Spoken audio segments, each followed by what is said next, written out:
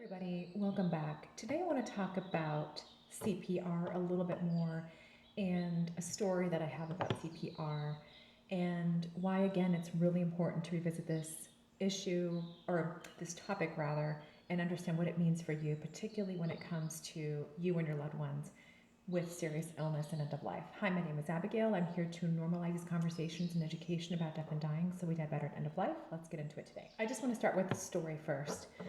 In nursing school, I think about the third or fourth year when I was getting ready to graduate, I think I might have heard something about when you do CPR, you can crack ribs. And then it wasn't until, several years later when I had gone into hospice and palliative care that this was actually like a normal thing we talked about amongst my colleagues.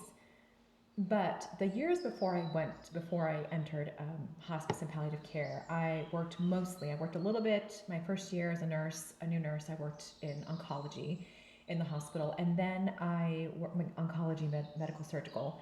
And then I moved into ICU. I was really interested in moving into ICU. And I worked in all three different critical care departments: cardiac critical care, surgical critical care, which was surgery and also really like trauma, and then medical ICU, medical critical care department. So worked in all those, and one day, maybe a year or two into working in the ICU, I had to my patient coded, meaning that this person who was in her, I think, elderly years, probably about like 90 some pounds, and she coded, so we had to do CPR. We kind of saw it coming. I think, what I started doing is I kind of started to prepare. I was preparing, my staff or my colleagues, the family, and getting the cart kind of ready, making sure that it was checked and signed off for that shift, that it had everything on it.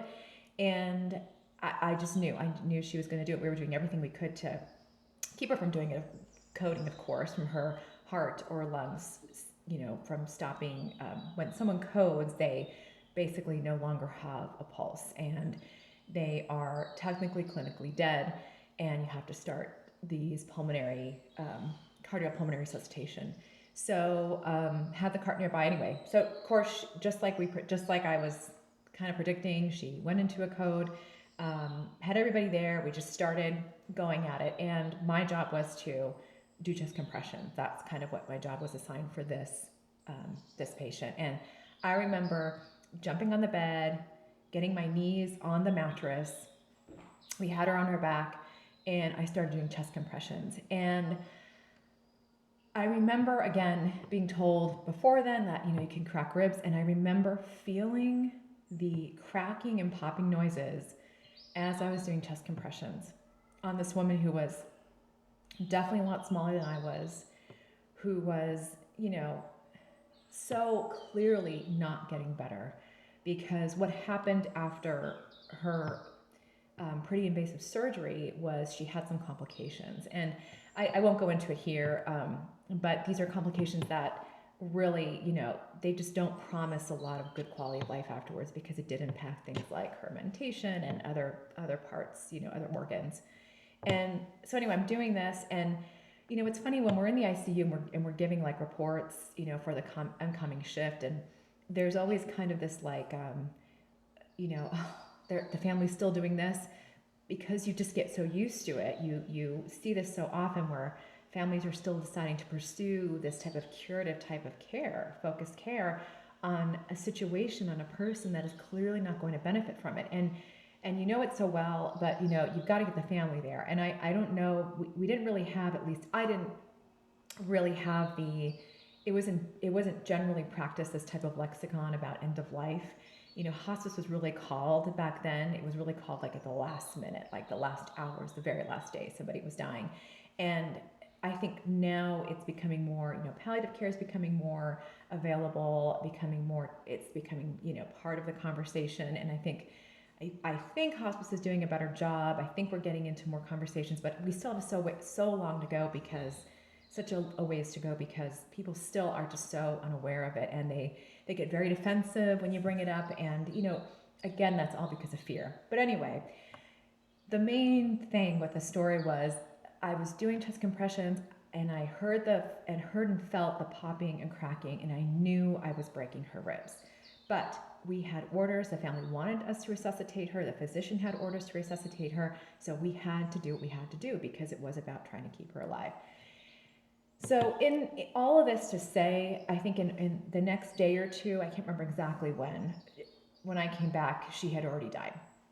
So why am I bringing this up? Why am I telling you this story? Because if you don't understand what CPR is, what it means when it's initiated, and what it means after it's done, you really need to, because by the time CPR happens, when it's actually called and medical professionals have to do it, the person who is receiving CPR and who needs CPR is already technically clinically dead. CPR is provided when there is no more pulse and breathing is ceased. So when one or both of those things are happening, you have to initiate the CPR. And the person has already clinically died because those functions have ceased to work. So what you're trying to do is you're trying to bring somebody back from being dead, essentially. Yes, and I need to be careful here because people always, whenever I do something about CPR, I tend to get people who just automatically react and they send kind of angry comments. And it's because they're afraid. That's mainly why, because they're afraid. And they disagree and like, CPR is amazing, it's done wonderful things, it can cure all. CPR is amazing when it's used in the right, under the right context and in the right situations.